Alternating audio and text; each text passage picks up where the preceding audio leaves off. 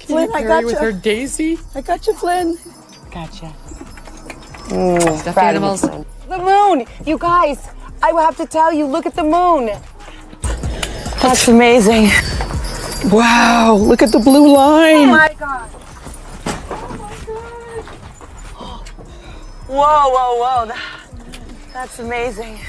Right? It's so amazing. Like, they went to see space. We're supposed to see them, right? Like, they admired the universe, and what they were expecting was for us to admire the fact that they were rich enough and famous enough to have been granted this utterly, utterly vacuous experience from which they learned absolutely nothing. Because yesterday, 6 celebrity women, including Gail King, Katy Perry, and Lauren Sánchez, who is the plastic fiance of Jeff Bezos, took a Blue Origin rocket into space on a trip that lasted from takeoff to touchdown less than 12 minutes in total. I'm much better now that the ladies are back from space. What were they up there, 10 minutes?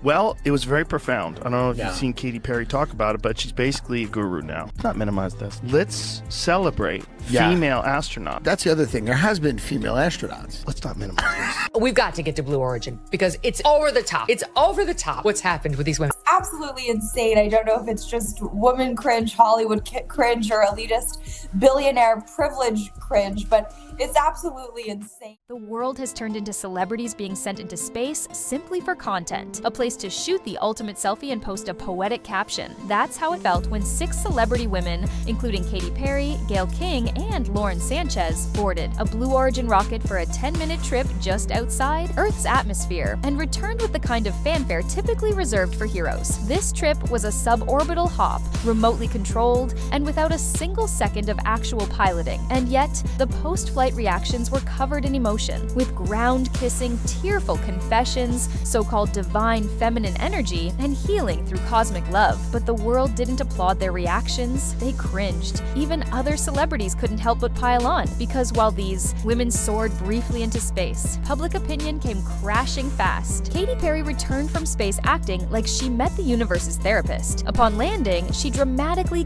kissed the Earth like she had barely survived the trip. Then came the declarations that she felt super connected to love and that she would never be the same. Because what you're doing is you're like really finding the love for yourself, because you got to trust in yourself on this journey, and then you're feeling the love when you come down, for sure, and you're feeling that strength. So I feel really connected to that strong divine feminine right now. She claims those 10 minutes were transformative, spiritual, and soul healing. She was more than just a singer now, but the public saw something else. It wasn't an awakening, it was a performance. Perry framed her short time in zero gravity as a personal revolution, but when you look at it how it is, it starts to look like an extraordinarily expensive ride with a poetic press release. Online, reactions were brutal, with people mocking her corny narrative, questioning how profound an experience could be when it lasted for less than 12 minutes. All the people saw was a branding. Prior to going up, you said that you needed to go to space to heal.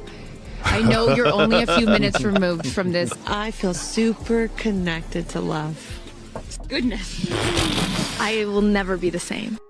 I don't think you can describe it, because, you know what I was saying, it was like quiet, but then also really alive. The moment felt so calculated for maximum spiritual influencer energy that it triggered a wave of secondhand embarrassment through social media. Even other celebrities shared their opinions. Olivia Wilde reposted a meme on Instagram poking fun at Katy Perry's dramatic ground kissing, joking that she acted like she'd just survived an explosion in deep space. Amy Schumer joined in next, saying that she was almost on the flight too, joking that the selection process seemed like a game of celebrity roulette rather than an actual mission. And then there was Martha Stewart with the most passive-aggressive roast of all. She uploaded footage of her own zero-gravity flight from years ago, set, of course, to a Katy Perry song. This was all shade from peers who understood the Hollywood game all too well. These were insiders taking direct shots at how absurd the entire performance looked. When the people who know how publicity works start mocking your publicity stunt, it's clear that the act crashed. What was supposed to be a celebration of female empowerment was now a viral event that made the entire crew look like a big joke. Gail King was not amused confused by the mocking. As the internet piled on,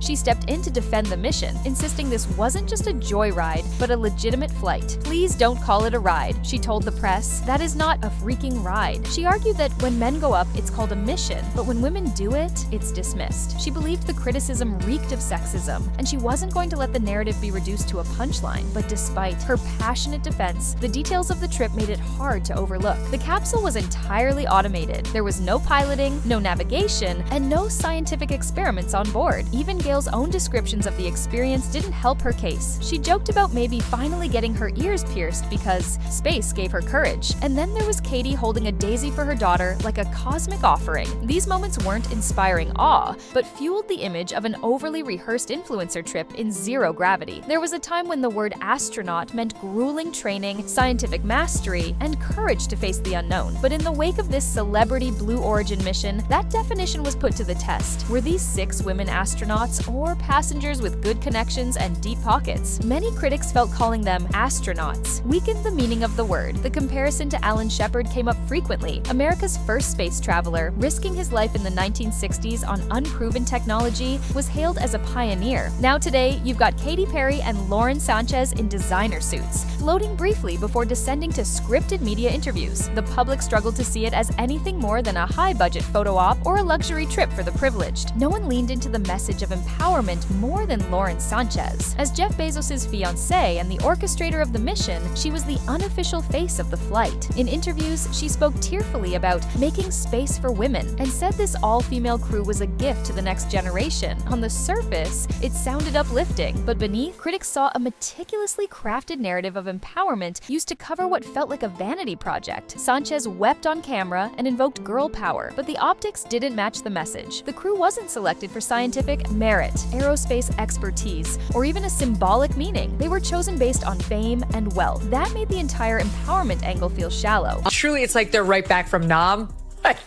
What did they do? They got in their special Oscar de la Renta designed suits, laid down in a capsule, and came back in 10 minutes, you guys.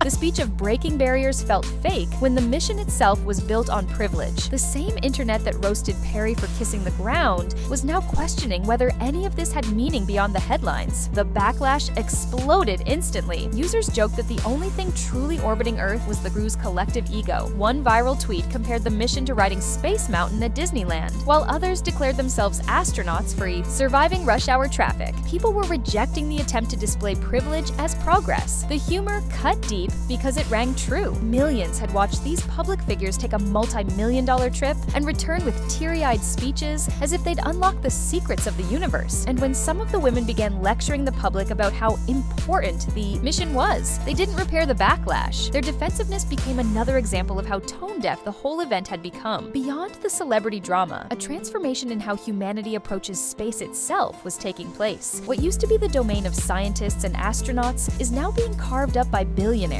Men like Jeff Bezos, Elon Musk, and Richard Branson aren't just building rockets, they're building brands. And with Blue Origin, the line between space exploration and luxury entertainment blurred. It's all turned its focus to headlines and exclusivity. The selection process for this mission raised concerns from the start. There were no applications, qualifications, or public outreach. It felt more like a private party than a global milestone. Commentators compared it to a real-life Willy Wonka scenario, but instead of children with dreams, it was celebrities with connections. Feels like you hand-selected a couple of friends to go do this. I mean, she should have been a lottery system like Willy Wonka, where just 7 random people pull out some guy who's not supposed to be here. Just a cashier at HEB, someone from MS-13. Yeah, that's what I was thinking. Get him in.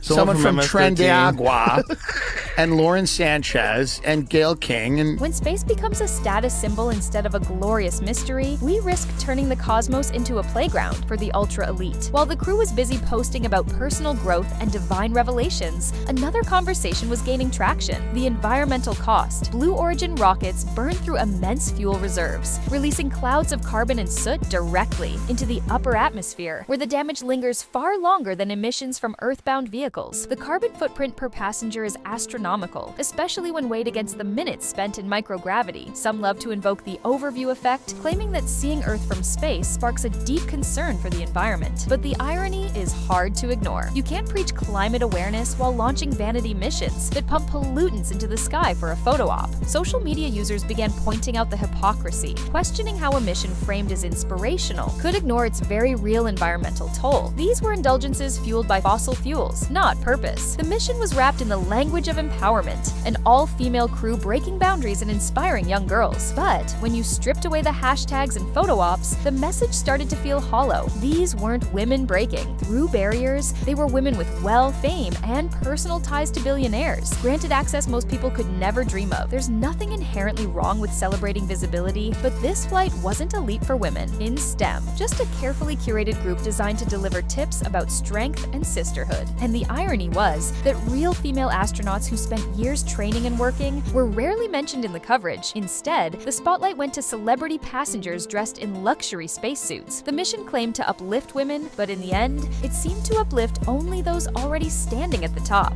After the hashtags fade, the interviews end, and the photos stop circulating, we aren't left with a mission of scientific discovery, nor a breakthrough in female representation. We're left with a beautifully packaged product, ultimately selling access, image, and ego. A space flight that, for all its grandiosity, offered little more than a brief escape for the wealthy and a cringe show for the rest of us. But this isn't just about one trip or one group. It's about the future we're building. As billionaire-backed rockets become more common, we have to ask who space is really for now. The deeper we look, the clearer it becomes that these flights aren't just changing who goes to space, they're changing why we go. And maybe that's the most revealing part of all, because when the applause settles down, the question still lingers. Was this a leap for womankind, or just another activity for the wealthy? Either way, this trip is one that will be remembered for a long time, whether in a good light or bad.